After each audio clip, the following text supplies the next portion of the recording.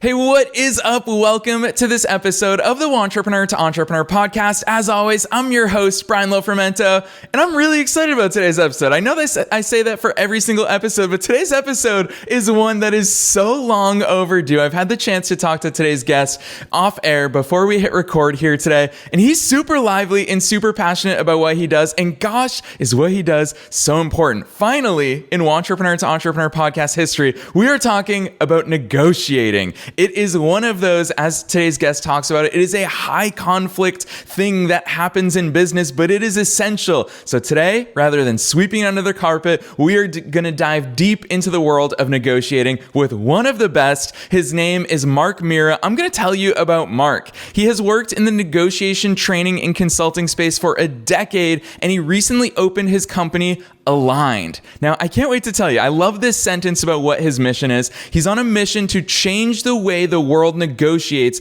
by making negotiation approachable and easily understood by everyone. He is the brains behind the company Aligned, with a decade's worth of experience in negotiation across all major sectors. He knows what it takes to get the best deals for his clients. His no-nonsense approach has seen him exceed growth targets and develop negotiation solutions for clients all over the world, including for all of us as small business owners. We need to understand this stuff. So I'm excited to jump into it. When he's not shaking things up at the negotiating table, you'll find him enjoying a Formula One race. I don't know what his favorite team is. I didn't ask him that before we hit record, or heading out for a workout, but there's so much good stuff that we're going to dive into. So without further ado, let's dive into my interview today with Mark Mirra.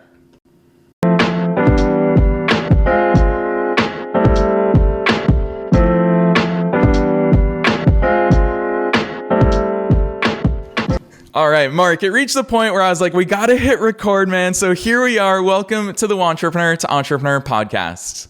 Yeah, Brian, happy to be here. Can't wait to get into it. Heck yeah, there's so much. I know for a fact there's so much we're going to dive into. But first things first, I'd love for you to fill in the gaps beyond the bio for listeners. How the heck did Mark end up here? So I've always been interested in business, right? And even when I was 4 or 5 years old, I envisioned myself being on a plane, traveling around, being on a stage somewhere, surprising and delighting and educating individuals on something that makes them uncomfortable. I had no idea that would be the world of negotiation, but I studied communication in college. After college, I got a sales gig, then another sales gig, and then I found a sales role at some random negotiation company that I've never heard of before. I joined that company. It happened to be the biggest player in the space. I got obsessed with the topic. I've always loved teaching. I've always loved helping individuals. So I found my calling. I ended up being at that company for nearly a decade. I rose through the ranks. Obviously, I had my own philosophies on what negotiation could and should be. I broke off. A bunch of clients wanted to join the vision we have for Aligned, and here we are. But outside of the negotiation world and space, if you're talking about F1, I'm a big Red Bull fan, although very much the Netflix effect. So I only got into it a few years ago, but I can say I'm an F1 fan at this point.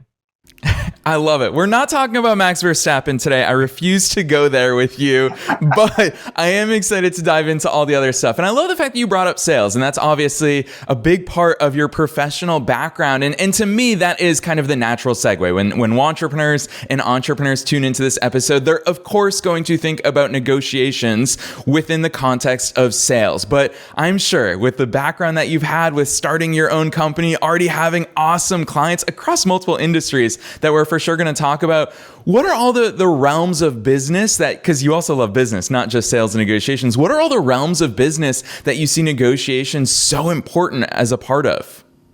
So the easy answer is all of them, right? So whether you're in pharma, you're in med device, tech, retail, CPG, it doesn't matter what industry you're in, you have to negotiate deals, because selling, and we can talk about the differences and similarities between selling and negotiating. Selling is about generating the interest, generating the demand. Negotiating is about closing the business, securing the terms, and getting the contract signed. So they're both different sides of the same spectrum. So every single industry negotiates, whether you realize it or not. Personally, you negotiate dozens of times a day, whether it be with yourself. I'll get this task done tonight. I'll do this project tonight. I'll go to the gym in the morning. That's a negotiation you did with yourself. You negotiate with your spouse. You negotiate with friends, family members.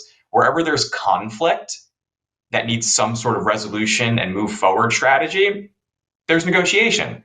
So negotiation permeates every single industry at every single level, personally and professionally. That's why it's so cool for me to be involved in this industry, because it touches everything that you do everywhere.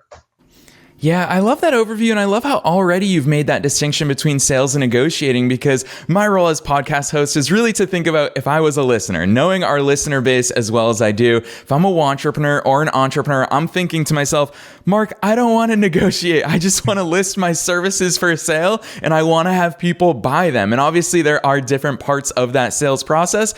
What is negotiate?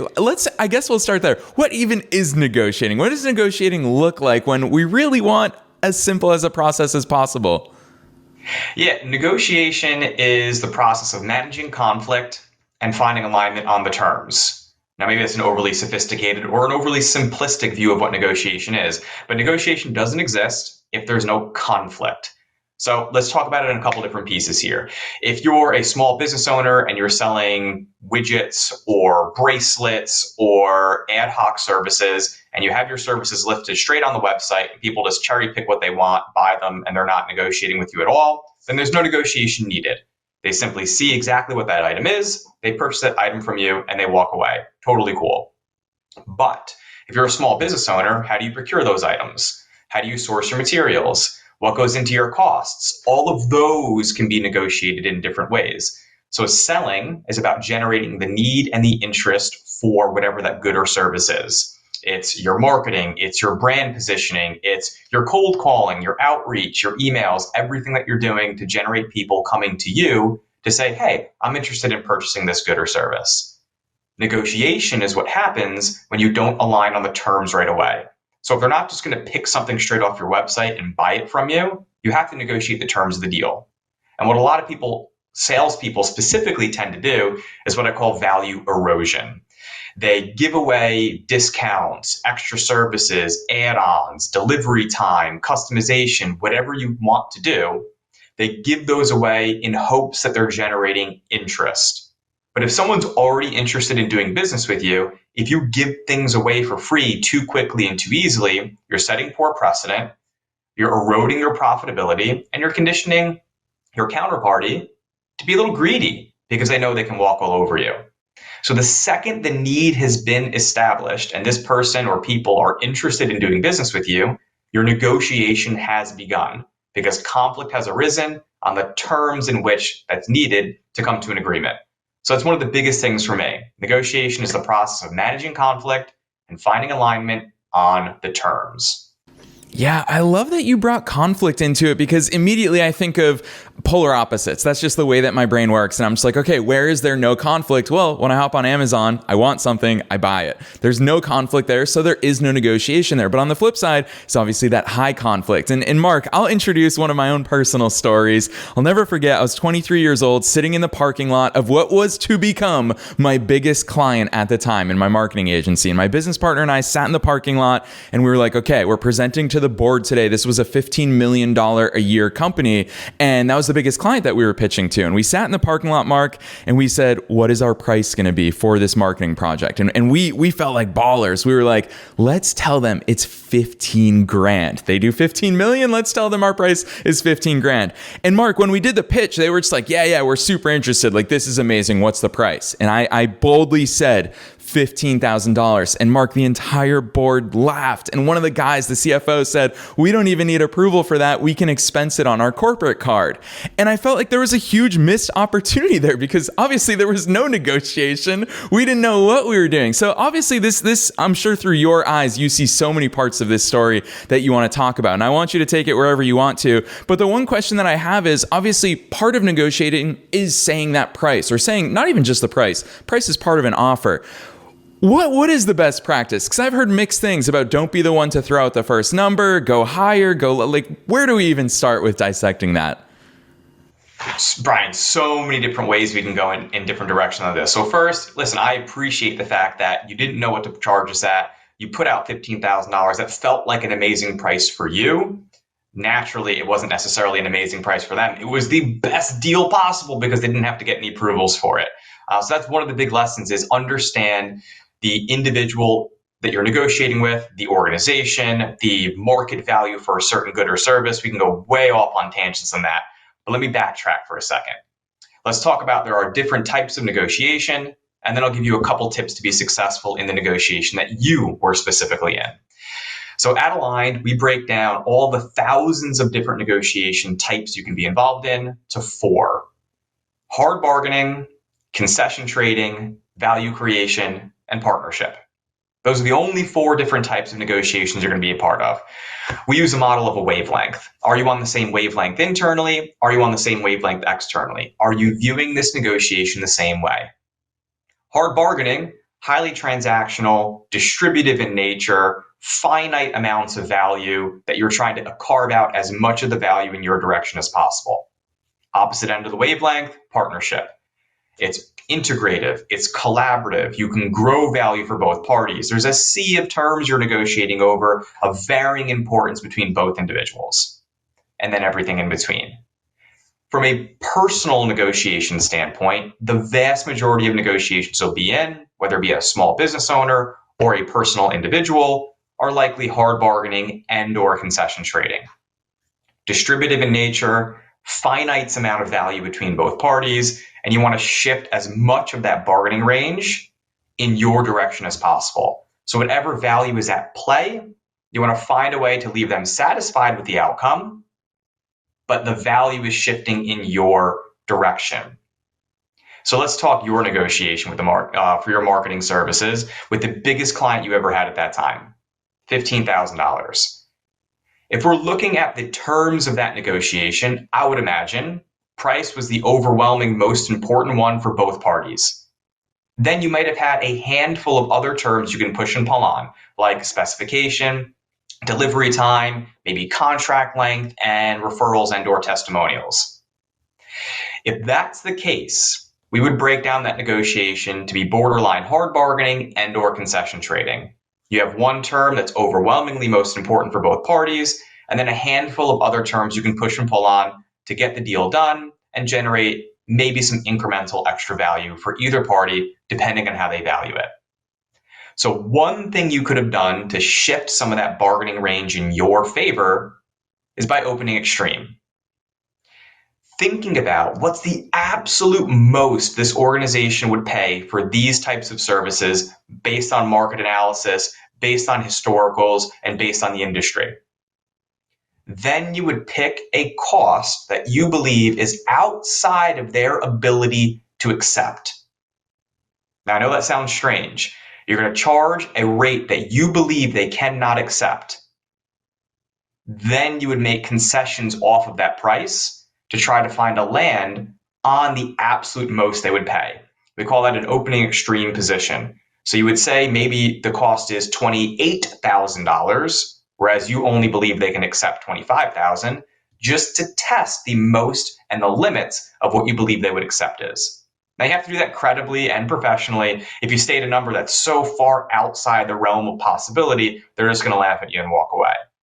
But you have to have that extreme position when hard bargaining and/or concession trading to extract as much value as possible and to give some of those concessions away so they feel like you're working with each other. I recognize I just gave you a lot there, so I'll pause for a second. But those are some of the tips I would have when negotiating some of those deals and how to break down your different negotiation types.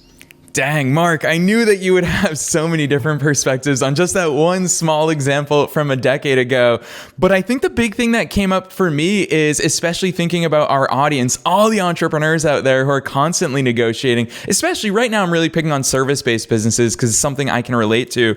But the one thing that I think about is concessions, because the thing that kills me as a consumer, I can feel this when I hire a lot of external agencies, we bring in external freelancers, we work with a lot of people in all of my different businesses. And I can always tell when the only concession that they know how to go to is price. If I know I can get the price down, then I will just hold out, knowing that the only concession they can think of is, I'll just keep dropping the price until he says yes. Give us some examples, because obviously that's not the way we want to be as entrepreneurs. What are some of those different ways of structuring or conceding parts of a deal to make it work, other than just saying, hey, I'll discount, buy one, get one free? Yeah, absolutely.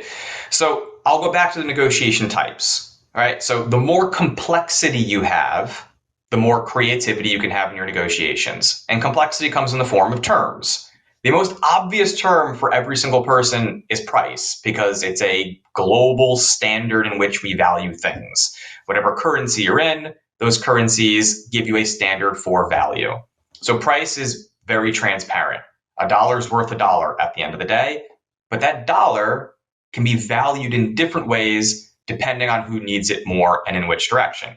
So if I'm a small business owner or I'm a freelancer, $10,000 to me or $15,000 to me is significantly more valuable than $15,000 for a $15 million company. So first, it's understanding who values what and in which direction they value it. Second, get creative. Go outside of price. Why don't we talk contract length? Why don't we talk renewals? Why don't we talk payment terms upfront versus 15, 30, and 45 days? Why don't we talk specification? Why don't we talk extra time or delivery dates or branding opportunities or shout outs on LinkedIn, testimonials, and referrals? There are so many other things you could be negotiating over, even in more transactional circumstances like hard bargaining and concession trading, that can force you to get outside the box and think about trading terms that are unrelated to the price. I mentioned this very lightly before. Salespeople tend to do a lot of value erosion. So when presented with an objection, the first thing they do is discount. If your counterparty has expressed interest in doing business with you, and you treat every single objection as an opportunity to discount to get the deal over the line, you're going to erode your profitability and you're going to set poor precedent in the marketplace. What you can do instead is, if you need to generate interest because they're not interested in doing business with you yet, keep selling. Keep talking about features and benefits. Keep surprising and delighting them. If they've expressed interest in working with you, try to explore what terms are most important to them and in which direction they want those terms. Sometimes the price is perfectly fine, but they can't pay you until the end of the month because they have to wait for their budget to flip. Or sometimes the price is just fine, but they need certain specification or they want an extra 4 hours of your time. Great. There's other things you can do to push and pull on that may not touch pricing or discounting at all. And the more confident you are in your position, the more that's going to come through in your proposals anyway. Lastly, if you do need to push and pull on price, give yourself room to move. If you believe you can get $1,000 for this specific service, you might want to price it at $1,200. So if they come back to you and want to negotiate, A, you have room to move, and B, if they don't want to negotiate with you on price, you've just made 20% more on something you originally listed at $1,000. So there's plenty of other things you can do to make sure you're driving profitability and planning to lose in negotiation. Yeah, Mark, one thing that I think is so brilliant that I don't even know if you realize that you do it or say it or teach it or not, and I really want to call it out for listeners here, is that it's so clear listening to the way that you think and the way that you view these things that you do make those key distinctions between the sales phase and also the role of sales and that negotiating phase. And I think the thing that I keep hearing as a business owner myself is you're saying, hey, sell to them to the point where you know that there is interest and a need. Don't start negotiating until you have that interest, because when you have that interest, well, heck, the negotiations become a heck of a lot clearer when that value has already been portrayed. And I think a lot of people, myself included, especially throughout my 20s when I was trying to figure all this stuff out, is that I thought negotiation was part of building that value. I thought by telling them, hey, here's all the things that is in it, that built up that value. But what you're saying is no, establish that interest, establish that need, and then start figuring out something that works for you. So I really love that perspective. And on both sides of the coin as a business owner, but also on the other side of the table as someone who's negotiated into deals. For example, I'll think about partnerships when I've launched joint ventureships with other companies. And usually those are on a percentage deal. So if I promote this to my audience, I get X percentage of the business that we generate. And Mark, there are so many times where I have thought, I'm not going to be the first one to throw out a number. Let me let this company throw out the number. And in my head, I was like, I would, if they offered me 10% of the revenue we did together, I'd take it, but I don't say that. And they throw out 30% as the first number. How can we, on both sides of the coin, what is a better way to at least have a better initial offer? Obviously, you've talked about ways to start negotiating after the initial offer, but where do we even start with that initial offer? Yeah, who goes first? I wrote about this recently on LinkedIn, so shout out if you want to follow Aligned on LinkedIn, please do. We post content every week, at least once or twice a week. One of the topics we just posted about was who goes first. This comes up all the time in consulting, and there's two different perspectives you can have on this. Some individuals will tell you the first person that makes the first move loses because you're losing ground, you're losing value. I fundamentally disagree with that. If you believe in your preparation, if you trust your research, if you trust your understanding of the market, the person that puts the first proposal on the table will be the first person to anchor the reference point. And that is a powerful, powerful thing to have. Early on is throwing that first anchor into the ground. Why wouldn't you want to do that to make the reference point at the start of your negotiation something really favorable to you? I'm going to take that every opportunity I can. The caveat to that is if you genuinely don't know the value of your goods and services in the marketplace, you may want the other party to go first because you want to see what they value it at. The reality is the vast majority of times you can find general value in the marketplace. If you're working in commodities or if you're working in a service-based industry where you can go on Fiverr or Upwork and see prices from all over the globe on those specific services, you can do your due diligence. And yeah, you can test the marketplace in different ways, but if you trust your prep, your research, and your market analysis, the party that goes first gets the first opportunity to anchor. And I'm going to take that every single opportunity I can. So that's one of the biggest tips I give is anchor first and anchor strong. That being said, it's not a lasting anchor, but it's a very strong one early on. Yeah, I love that. Apparently, you guys in the negotiating world, you have a simple term for the question that I asked. I love that term, who goes first, because you're right. Yeah. That is something that we all face, and I'm glad that you brought that up. As I'm thinking about all of this stuff, Mark, like you are so clearly good at this. And actually one other thing that I wanted to throw in there for listeners, I'll say it so you don't have to, Mark.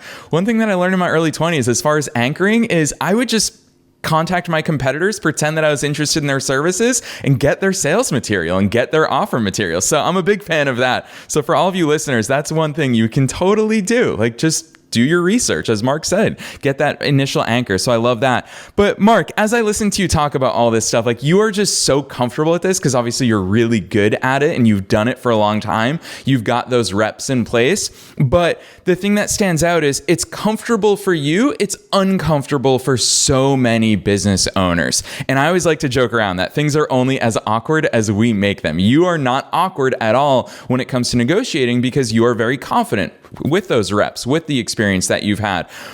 When a lot of entrepreneurs think about, okay, now it's time to negotiate, that's where they start tensing up. It's where they start freezing up. It's where maybe they'll change their voice. They'll change their pace of talking. They'll change so much because it'll feel kind of slimy and it'll feel salesy in that moment. I can always tell when someone starts to feel uncomfortable with being salesy. What are your tips for entering and being in those conversations and holding your nerve and really not changing it? Because I'm sure the way you do it, Mark, it's not slimy and it shouldn't be slimy. Walk us through the actual conversations and process.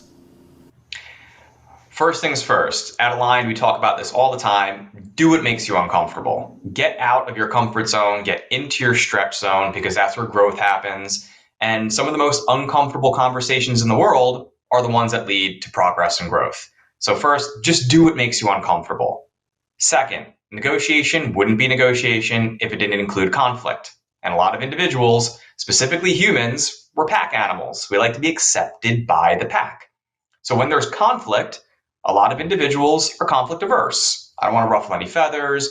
I don't want to make you upset. I don't want to piss you off or whatever it is. They have that inherent feeling of, I don't want to be rejected.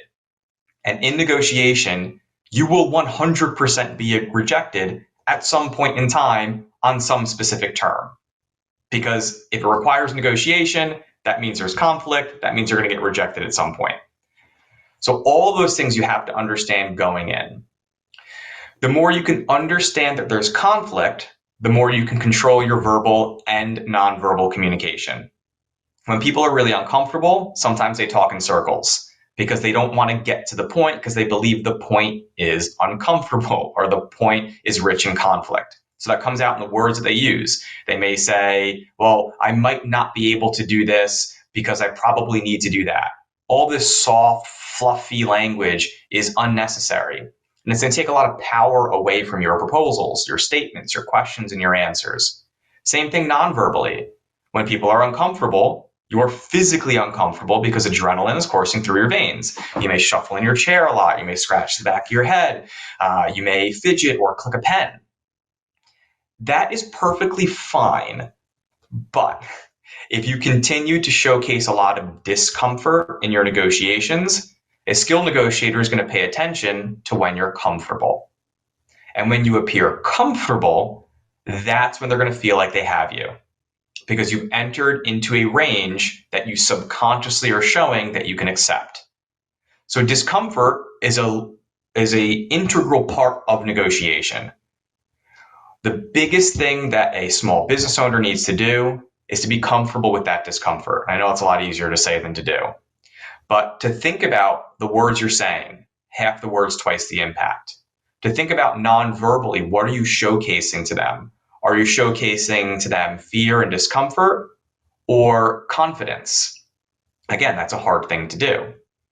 But negotiation is the most problem-solving and collaborative activity in the world. And if they're genuinely interested in doing business with you, they should be comfortable negotiating with you to get the deal done. It's unlikely, once you've already generated interest, that the second you start negotiating with them, they're just going to walk away from the deal. And if that's the case, it might not be a profitable piece of business for you to accept anyway. So negotiation has to be part of your process. Just like people get used to the discomfort that is cold calling, people need to get used to the discomfort that is conflict as it arises within negotiation. It's just part of the game.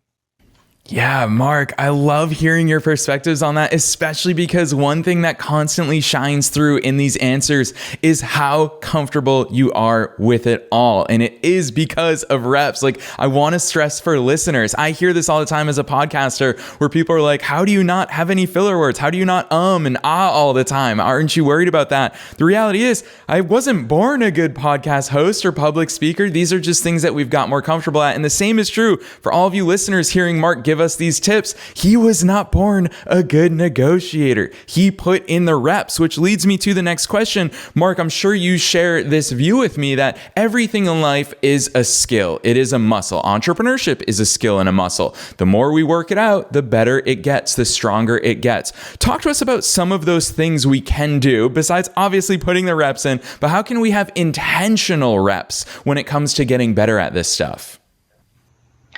Yeah, Brian, I totally agree. I wasn't a born negotiator. I wasn't a born communicator. Quick aside on me, my dad, when I was younger, talk about filler words. Every time I used a filler word, like, ooh, ah, he would repeat it back to me. Incredibly frustrating. But I remember it to this day. So I remove a lot of those filler words from my language. I use a lot of spacing in between my sentences to give myself an opportunity to think, and then I'll try to deliver as clear communication as possible. Does it always work? No. Am I nervous when negotiating? 100%. Everyone gets nervous negotiating because it's rich in conflict and you want to close the deal. You want to generate business for your business. You want to hit your objectives. Of course, you're going to be nervous. I've worked with C-level executives at Fortune 1 companies, as well as associates at Fortune 1000 companies. Everyone gets nervous.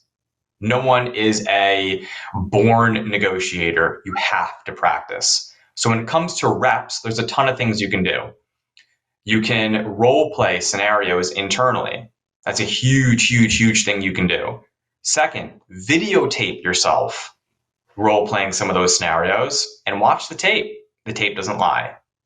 Another thing I would do all the time, whether I'm practicing for a training or a public speaking engagement or a negotiation, is I practice delivering all this content in front of a full-length mirror. Again, really uncomfortable because you're staring at yourself delivering content that you already know. But just do it, because you're going to notice what you do with your hands, what you do with your feet. Do you pace around a lot? Are you giving yourself eye contact, which is incredibly important. So videotape yourself role playing, present in front of a full length mirror. And 3, again, shameless plug, get trained. There's tons of resources out there in the world of negotiation. At Aligned, you can follow us on LinkedIn. We have e-learning courses. We work with corporations all across the globe on specific negotiation skills. So find an organization that really resonates with you and how you want your brand of negotiation to look and feel, how you want to be stress tested, and who you really believe in, and get trained. I would say there's a good chunk of negotiation books out there. It is nowhere near marketing or sales or project management. It's not that large of an industry, but there's some really good resources out there that I encourage you to read about, challenge your thinking, and then practice once again. Yeah, and listeners, I'm going to reiterate. Obviously, we're not exactly at the end of the episode just yet, so we will be dropping links at the end of this episode, but I do want to give a huge shout out to what Mark and his company Aligned are doing on LinkedIn. It's actually how we came across Mark's work and invited him to come here on the show. So he's putting out really good stuff. If you follow him, the post that he makes, just yesterday, he made a post with a real life example of a bad cold pitch that he received, and he talked about how he'd make that better. So it's a real world application. And speaking of real world applications, actually, before I go there, I want to give you another shout out, Mark. I'm just going to toot your horn for a minute here, is that I've noticed that you don't have filler words. As a podcast host, I have conversations all day long. This is what I do for a living. And after every episode, we drop it into a podcasting software that tells us how many filler words there were throughout the episode. And unfortunately, you and I both ummed and ahhed a few times for examples. So we're going to trigger like 6 or 7 filler words for the entire episode. So kudos to us just because we chose to.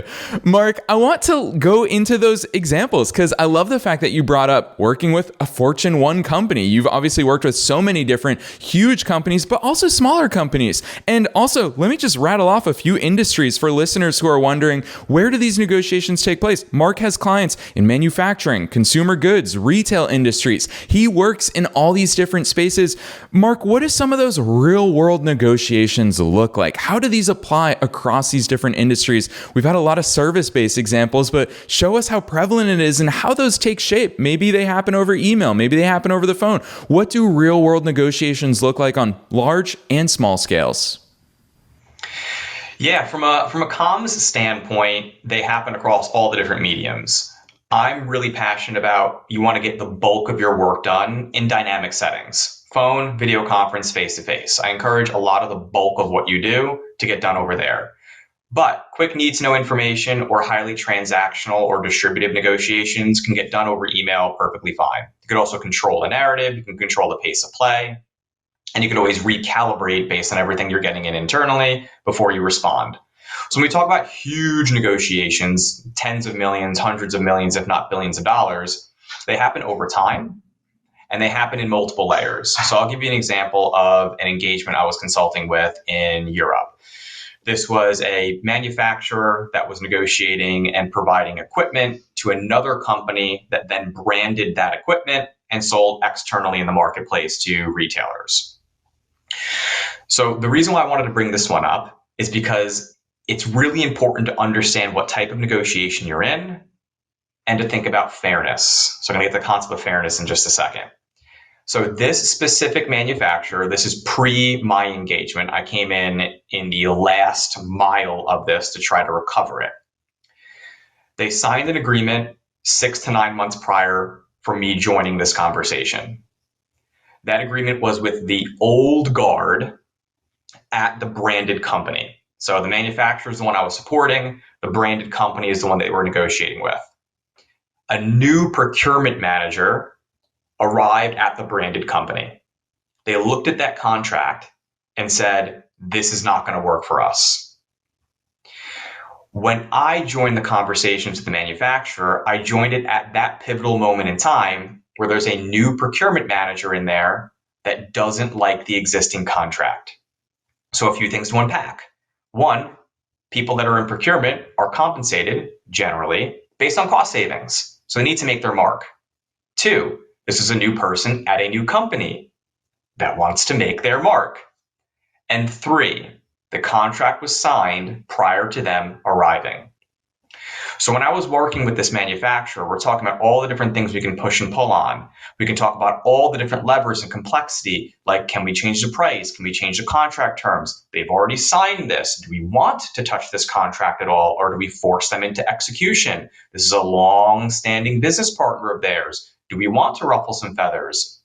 Do we want to stick to our guns, or do we want to be flexible and amenable to some of their concerns? We went back and forth for months. And finally, I took a step back on one of our calls and said, was this too good to be true? Did you get them to sign a deal that you were surprised they went ahead with? They said yes. And I said, I wouldn't be surprised if they tear up the contract. 1 month later, they tore up the contract. That's because, among a whole host of other things, the concept of fairness. Every single person has their own sense of what is and is not fair for them, let alone negotiation. And no two people are necessarily going to have the exact same sense of fairness. So you can't allow your own biases for what is fair impact your negotiation proceedings. However, you need to be negotiating in good faith. Does that mean you're always transparent and honest? No.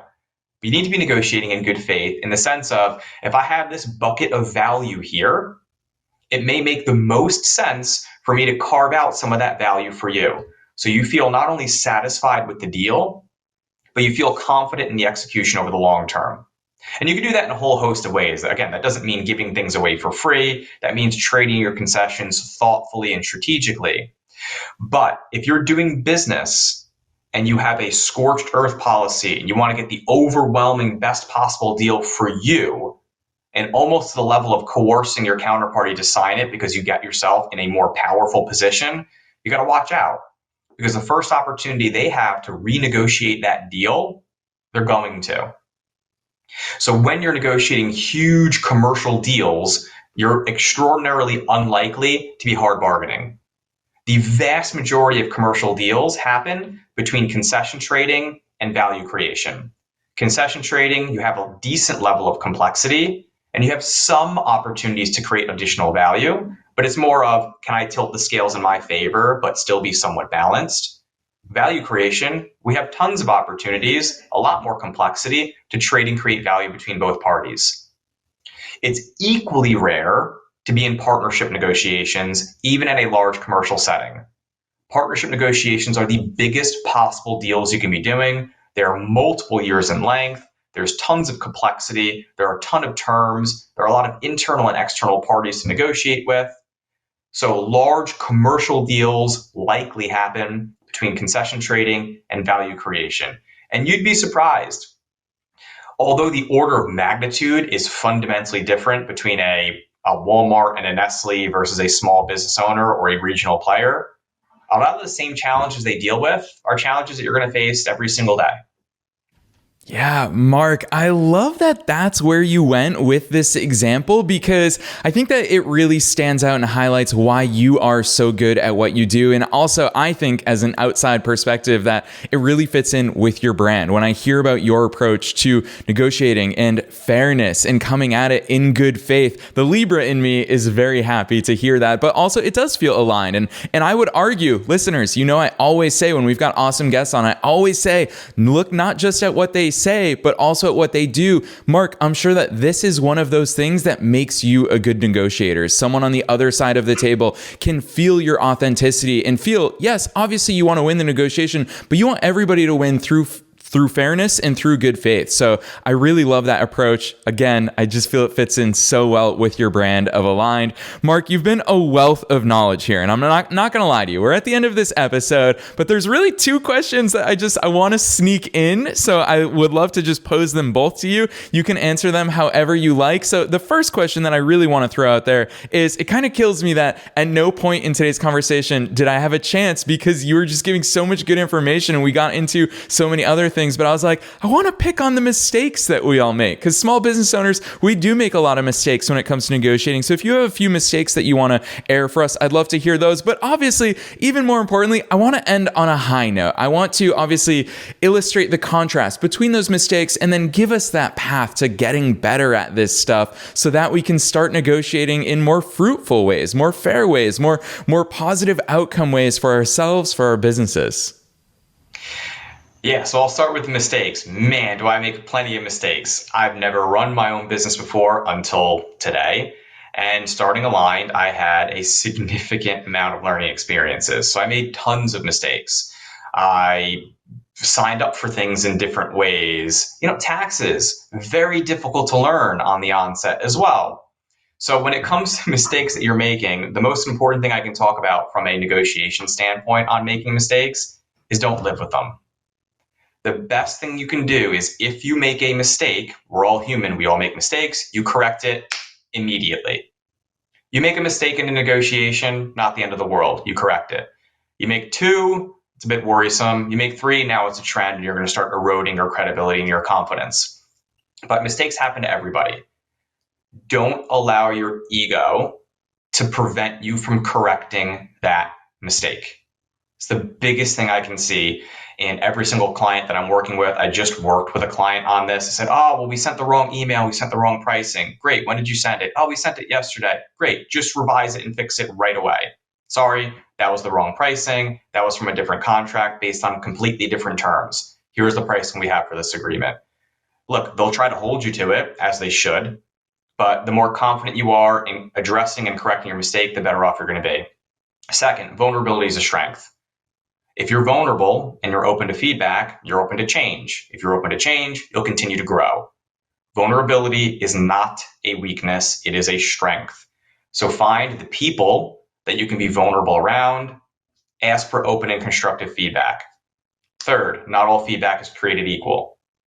Find your trusted board of advisors that you believe have your best interests in mind, and be open to feedback with them. Listen to all the feedback that people are giving you, but don't weigh it all the same. So when it comes to mistakes and vulnerability and feedback, it's paramount for anybody, whether you're a small business owner or a negotiator, to understand and accept those things. As far as ending on a high note and adjusting to those mistakes and moving forward, that's growth. Growth happens in your stretch zone, and you have to do what makes you uncomfortable. And you're going to look back 6 months from now, a year from now, 2 years from now, and you're going to say to yourself, wow, I learned so much as a small business owner. I grew my business by X, Y, and Z. I feel confident in my brand positioning. Our product is amazing. But you're not going to have that growth if you don't put yourself out there and try different things. And when you try different things, you make mistakes. But that's where learning happens. And it's an incredible place to be. If I showed you what our brand looked like a year ago, you would say, man, that's nowhere near where you ended up. And that's the whole beautiful part of the creative process, and friction, and making mistakes and learning and trialing different things in a safe environment with people you trust and trusting their feedback. So get out there, make a bunch of mistakes, try new things. Of course, put yourself in as safe of an environment as you can. So if you make mistakes, it's not the end of the world, but that's where growth is going to happen. Do what makes you uncomfortable. Dang, Mark, I feel like I gave you such a tough question to lump all that in here at the end, but you absolutely knocked it out of the ballpark, which is no surprise to me. Listeners, I'm sure at this point you can tell why I was so excited to have Mark here on the show with us today. He's incredible at all these things, and he's one of us. He understands this growth journey as an entrepreneur because he is an entrepreneur and he's doing incredible work across so many different industries. So Mark, thanks so much for sharing all this with us. I want to open the floor for you right now. Tell listeners where the heck they should go to get more of you, everything that you're doing with Aligned. Drop all those links and places on us. 100%. Shameless plugs on my end.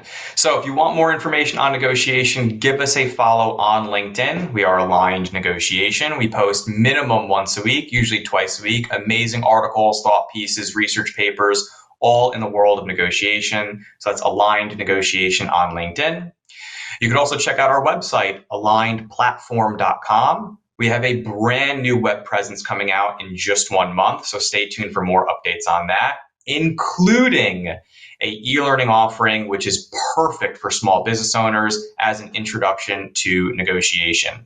You're going to find links on that on our LinkedIn website, as well as our brand new website launching in just a few weeks. An intro to negotiation will allow you to have 90 plus minutes of super high quality negotiation advice, fundamentals like selling versus negotiating and who goes first, that I've distilled in my decades worth of work across all different industries that is fit for purpose for everyone, everywhere. It's cost effective. There's tons of resources available for you, worksheets, workbooks, and so on.